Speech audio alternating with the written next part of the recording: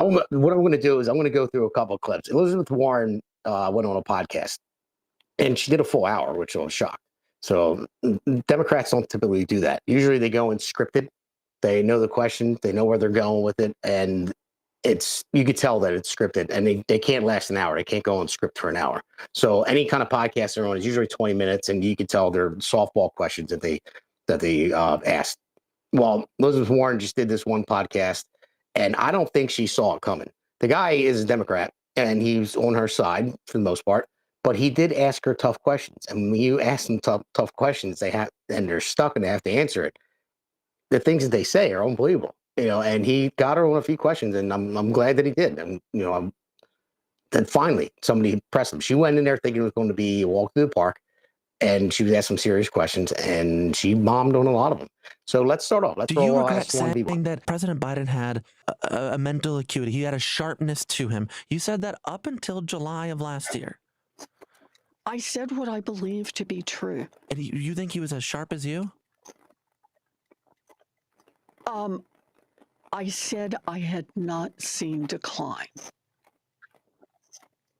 And I hadn't at that point. You did not see any decline from 2024 Joe Biden to 2021 Joe Biden? Not when I said that. The thing is, he was sharp. He was on his feet. I saw him. Live event. I had meetings with him a couple of times. Senator, on his feet is not praise.